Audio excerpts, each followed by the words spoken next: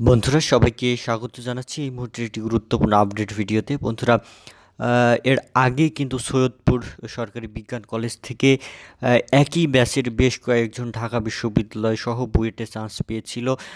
সেই একই কাণ্ড কিন্তু আবারও ঘটেছে। প্রকৌশল গুচ্ছেও সুযোগ পেলেন সেই সৈয়দপুর সরকারি বিজ্ঞান কলেজের ৩৫ জন শিক্ষার্থী।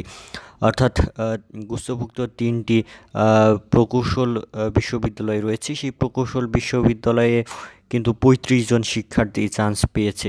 তো আমরা এই বিষয়টি নিয়ে একটু গুরুত্বপূর্ণ নিউজটি দেখে নিতে চাই। তো চলুন দেখা যাক। সরকারি বাংলাদেশ প্রকৌশল বিশ্ববিদ্যালয়, বুয়েট, ঢাকা বিশ্ববিদ্যালয়, ঢাবি ও সরকারি মেডিকেল কলেজ ও রাজশাহী বিশ্ববিদ্যালয়ের পরে এবার একই সঙ্গে প্রকৌশল গুচ্ছভুক্ত তিনটি বিশ্ববিদ্যালয়ে ভর্তির সুযোগ পেয়েছেন একই কলেজের ৩৫ জন শিক্ষার্থী। বৃহস্পতিবার ১১ আগস্ট প্রকৌশল গুচ্ছভুক্ত চট্টগ্রাম প্রকৌশল ও প্রযুক্তি বিশ্ববিদ্যালয়, খুলনা প্রকৌশল ও প্রযুক্তি বিশ্ববিদ্যালয় এবং রাজশাহী প্রকৌশল ও প্রযুক্তি বিশ্ববিদ্যালয় ২০২১-২২ শিক্ষাবর্ষের প্রথম বর্ষ ইঞ্জিনিয়ারিং কোর্সের সমন্বিত ভর্তি পরীক্ষার ফল প্রকাশিত হয়।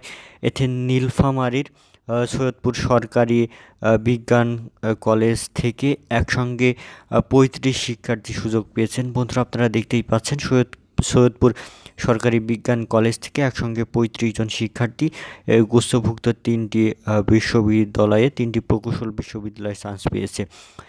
প্রকাশিত ফলে দেখা গেছে সৈয়দপুর সরকারি বিজ্ঞান কলেজের ৩৫ জন শিক্ষার্থীর মধ্যে ২৫ জন ছাত্র এবং ১০ জন ছাত্রী সুযোগ পেয়েছেন। শুক্রবার ১২ আগস্ট দুপুরে সৈয়দপুর সরকারি বিজ্ঞান কলেজের অধ্যক্ষ গোলাম আহমেদ ফারুক এসব তথ্য নিশ্চিত করেছেন। তিনি জানান, সৈয়দপুর শহরের ঐতিহ্যবাহী শিক্ষা প্রতিষ্ঠান সরকারি বিজ্ঞান কলেজ বরাবরই এসএসসি ও এইচএসসি পরীক্ষায় ভালো ফলাফল করে। এই কলেজের শিক্ষার্থীরা বিশ্ববিদ্যালয়, মেডিকেল, ইঞ্জিনিয়ারিং সহ বিভিন্ন পাবলিক পরীক্ষায় এই কলেজের শিক্ষার্থীরা মেধার স্বাক্ষর রাখছে। এবছর রুয়েটের একই ব্যাচের ৩৫ জন শিক্ষার্থী সুযোগ পেয়েছেন ভর্তির।